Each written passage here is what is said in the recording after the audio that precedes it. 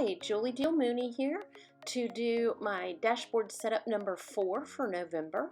And so I have one of the dashboards from the dashboard kit, and that just makes the back side of this so simple because it's already done and it looks great.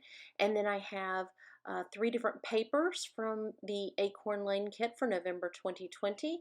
And then I have a card from the pocket embroidery keeping kit that I have cut down, and then I have a piece of wheat that I cut with my silhouette.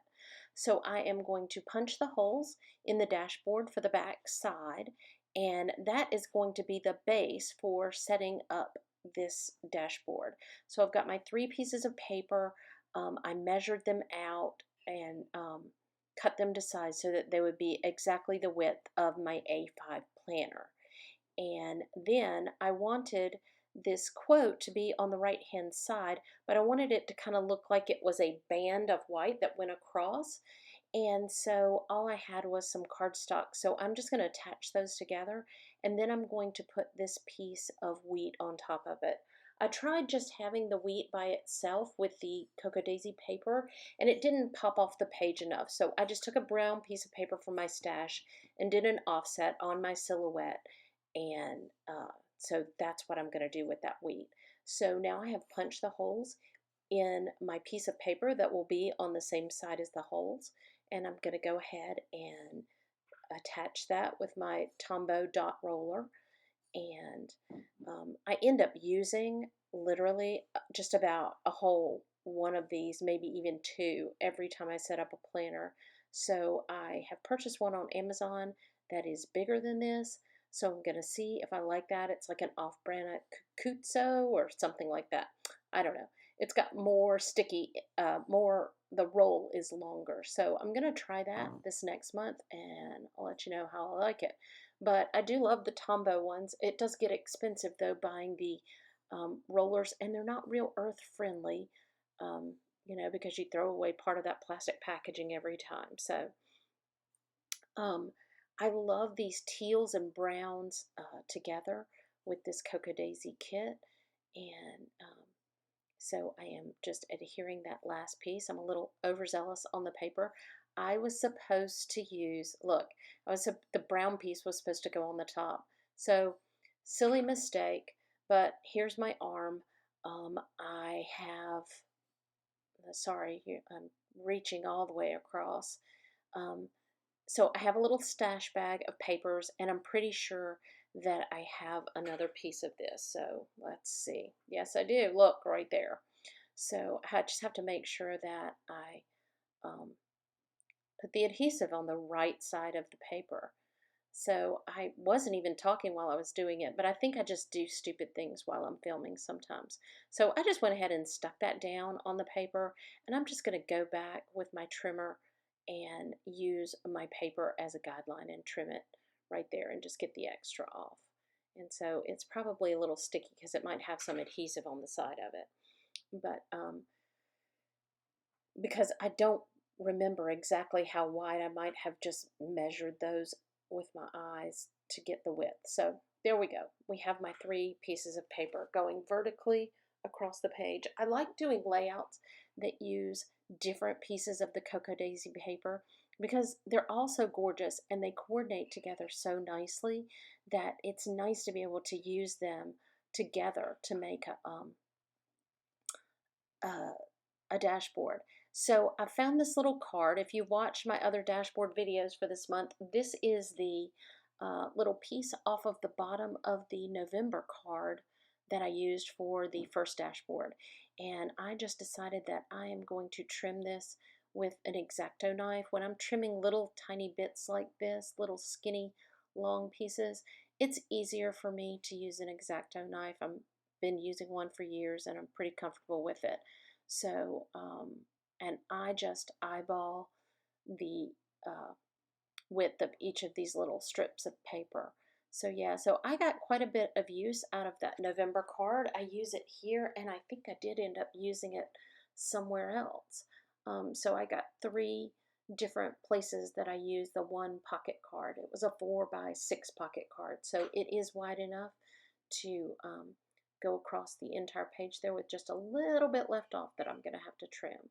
And so now I'm just placing it on the background to see how I like where it is, and see what I think. And so part of this is just getting that wheat placed on the page so that it's not coming off the top, it's not covering up the sentiment, that I just need to kind of get it exactly where I want it to be.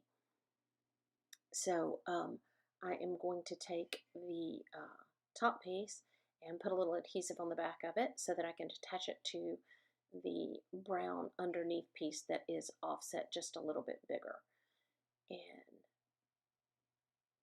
this turned out to be a little more challenging, I think, than I thought it was going to be. I thought it would just go right down, but I did kind of have to adjust it to go exactly where I needed it to go. So I had to make sure that it didn't stick when I put it down. So that was just kind of eye-opening for me.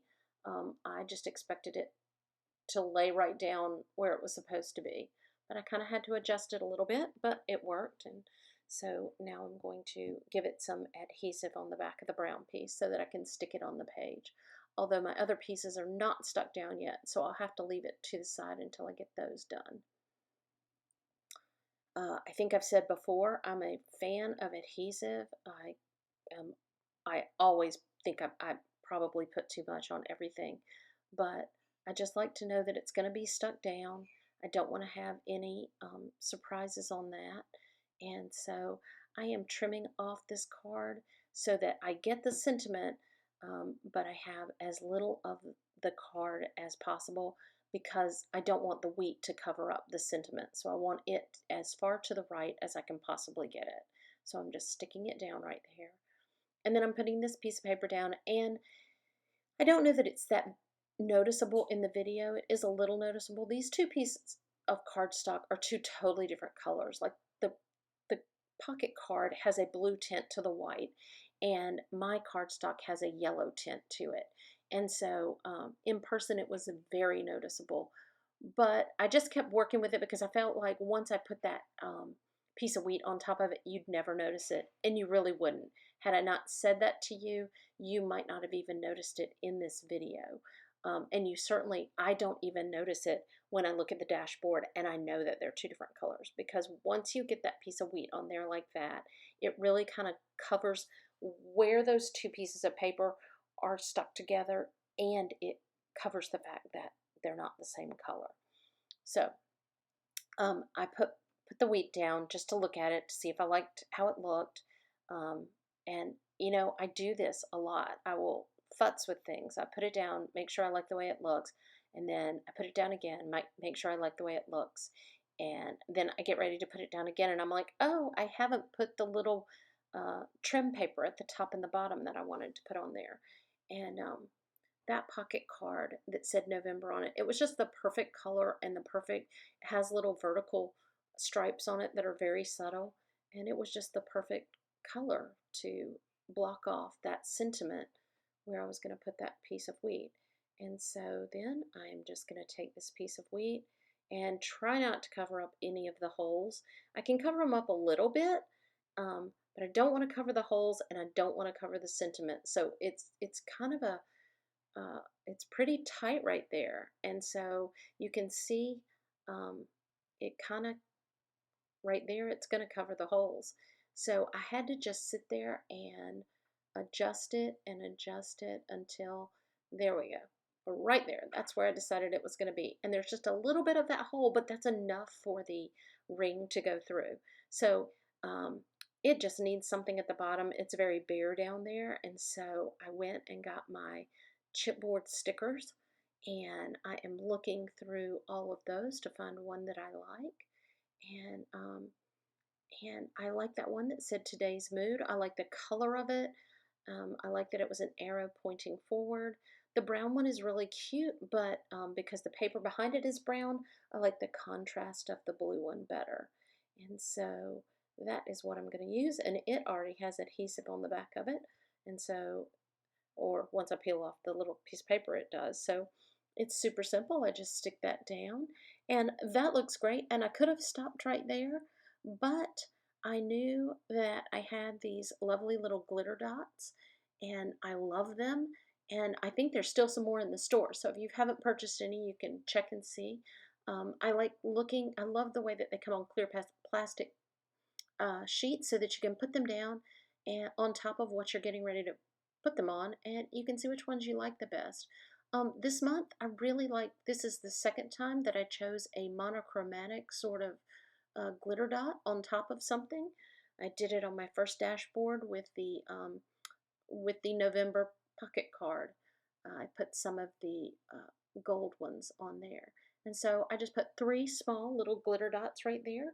And I think that just jazzes up that little chipboard sticker a little bit. It's very cute. And that dashboard is done. Look at that. And the back looks lovely. I could do something with it, but I'm not going to because it looks great on its own. So there you have it. There's my second dashboard. Thank you so much for watching. And if you enjoyed this, please like this video and hit the subscribe button so you'll be notified whenever I make a video.